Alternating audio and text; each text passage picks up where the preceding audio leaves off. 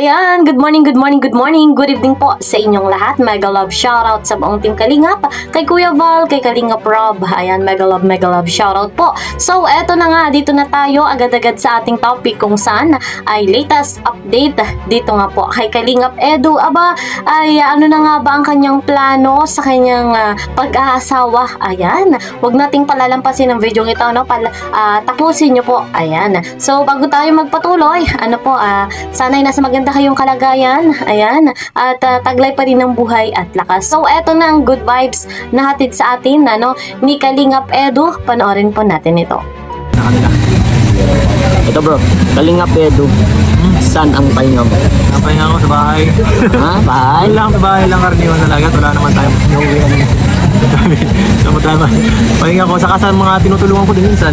Kasi hindi ko na sila una sa lahat, sa pamilya, sa bahay, sa family. Sunod, mga tinutulungan ko kasi parang ko na rin sila close na rin kami, mga parang tinuturing ko lang sila, mga parang kapatid, parang pamilya na din. At kapag nagbabanding kami, masaya talaga. So, yun ang laging nakikita ko sa vlog mo, talagang parang laging happy lang, masaya lang, positive lang, Mahirap maging seryoso sa buhay, mahirap, madali kang may stress, madali magkasakit ka pa dyan pag puro kayo na ilato pa buong Hindi yun lang, habang bata ka pa, hindi mo lang habang naandyan ka pa sa nakatuktok. Kasi pag ayaw mo na para bumaba. Kwento na lang yun. At least marami kang kwento. Pag na panahon. So, ito bro, Kalingap Edu, ano ang masasabi mo sa mga taong nasa paligid mo? Di ba, tanda mo naman pati na nung panahon na nagsimula ka ulit sa pag-vlog, ang dami-dami taong mga nakapaligid sa'yo na nagsusuporta sa'yo.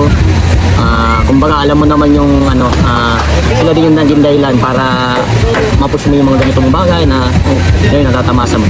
Siyempre, walang sawang pagsalamat sa inyong lahat kasi andyan kayo parati sa atin, sa akin dahil lagi kayo sinusuporta.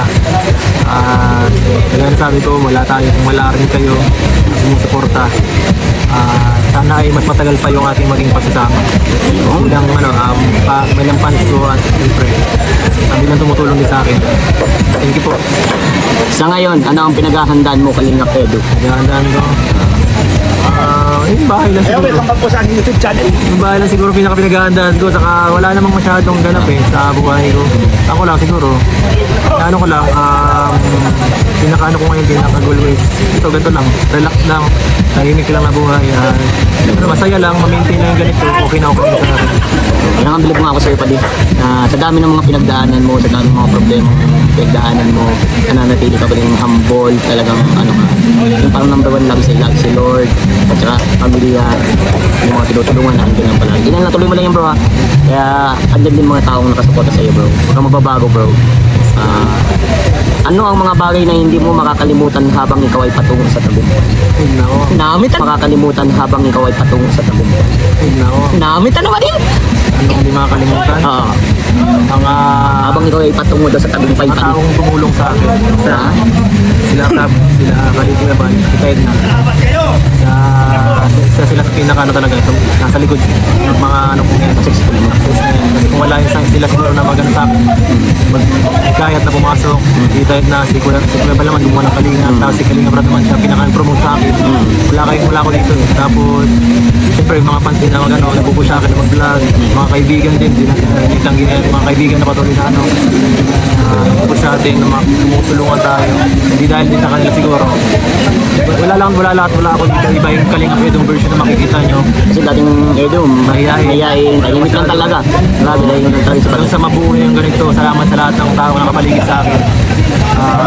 Ito parang group effort yun para mabuhay isang ganitong tao Parang hindi lang isang taong parang nakatulong sa akin para mabit yung karakter ko. Gumawa ako sa vlogger.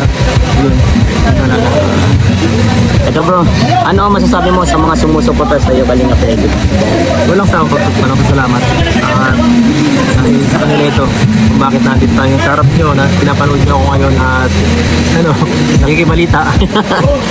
Salamat po sa inyo dahil patuloy kayong susubaybayan nyo ang aking ang mga kwento, mga vlogs natin sa sa channel ko at sa channel ni Rabo. Thank you po sa inyo. At sana ay magtagal pa yung ating samahan na mas matahaba pa. Yeah. Mga 10-20 years, di ba? Ito po, masaya na ba si Kalingap Edu sa mga nangyayari ngayon? So ngayon, masaya naman yun. Okay naman kahit paano. Sana ay manatili yung ganito na lang. Na okay lang tayo. At para makapokus tayo sa ating ginagawa. At ito ay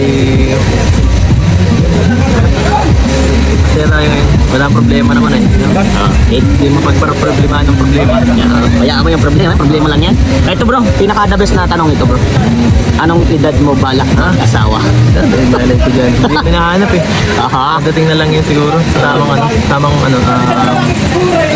pag nakakita ka ng tamang tao na medyo similar sa yung na gusto mo. Hindi man perfect, at least medyo malapit din sa trip mo na gusto mo makasama. Hindi yun saan eh. Saka magiging kasama mo mag-grow ng kasi maghanap ng perfect agad eh. Tama. Mahirap maghanap ng perfect. Oo, mahirap na. Mahirap maghanap ng perfect guys. Yes. Hindi yan ang ugali naman di natin yan Tago. hindi yan hindi yan sa ang pagkakita mo na yun. Oo. Minsan throughout the time medyo Magbabago. Tama. Minsan good or bad, mga ganyan ang so gano'n dapat makita mo yung taong hinahanap mo. Maganda rin sa overtime na makasama mo din para kahit paano mas malaman mo yung tunay na yung kanyang kung magugustuhan mo siya. Yes. So ito bro, isang sa tanong ano ba yung pinaka gusto mo sa babae? Para siyempre dun natin maalalaman kung Sinabi ko ngayon yung ano. simple lang, baka pwede mong kasama mag-grow, yun lang. Ayun lang. Suportahan ka lang sa mga ginagawa mo. Yun lang talaga. Pag kahit yun lang, mahalaga na yun. Mahirap yung lagi kayo magkakontra ng gusto. Tama. Mahirap yung palaging may isip mo lagi, walang katahimikan, lagi dapat peace. Una sa lahat mabigay sa yung peace na gusto mo. Ayan, thank you so much guys. Kalingap Edu. So ayun guys, credit nga po kay Kuya Vincent Calyada. Ayan, supportahan natin si Kuya Vincent sa kanyang ginagawang pagbablog. So dumako tayo sa ating pinag-uusapan. So napanood naman natin yung interview ni Kuya Vincent dito kay Kalingap Edu. At talagang maayos ang kanyang buhay ngayon ni Papa Eds. At sa kanyang ginagawang pag-charity ay tuloy-tuloy lamang siya. Ayan, at kasama ng kanyang mga mahal sa buhay, ng kanyang mga magulang at mga kapatid. And of course, sa Team Kalingap, alam naman natin na very thankful si Kalingap Edu. Simula nang siya ay makasama dito nga po sa Team Kalingap. Sa kanyang ginagawang pag-charity, supportahan natin si Papa Ed. So nabanggit nga po sa tanong ni Kuya Vincent yung kanyang plano sa kanyang pag-aasawa. So ang pag-aasawa nga ayon kay Kalingap Edu, ang gusto niya, ang hanap niya sa isang babae yung talagang hindi perfect pero maunawaan siya at talagang nandyan para sa kanya. So darating nga daw po ang panahon makakahanap din si Papa Eds. Hindi man ngayon pero syempre balang araw. Ayan. So may harap niya sa ating ama na sila ay pagbubuklurin. Ayan, nang sa ganun ay maging isa. So hindi pa man ngayon na nakatakda para siya ay pagbuklurin, ikasal. Ayan, sa loob ng kanyang pananampalataya, ay darating din ang kanyang mapapangasawa, ang kanyang minamahal sa buhay. So, abangan lang natin, malay natin na balang araw din, magbigay ng update si Papa Eds about sa kanyang mapapangasawa. And of course, masayang-masaya tayo sa kung ano yung plano ni Papa Eds para sa kanyang love life. Yes naman. At kilalang natin si Papa Eds, napakabuti niya, napakagandang ehemplo. At si Papa Eds ay talagang tunay yung kanya ipinapakita sa lahat. Napakabait na anak, napakabait na kaibigan. So napakaswerte ng mapapangasawa ng isang Kalingap Edu. So abang-abang lang tayo. Ayan. So yun nga po ang ating update dito po kay Kalingap Edu. Thank you so much again kay Kuya Vincent. Supportahan natin yung kanyang channel. And huwag natin kakalimutan i-marathon yung vlog ni Kalingap Rob and ni Kuya Val Santos Matubang pati na rin ni Kalingap Edu. At ako yung lingkod. Ayan, huwag niyong kakalimutan. Please po, support my channel, like and share my videos. Kalingap Kel, po. And kung gusto niyo na updated, click the notification bell. Hanggang dito na lamang. At see you po sa next video. Lagi niyo tatandaan, we are one Kalingap, one family. God bless everyone. God bless Team Kalingap. Bye-bye!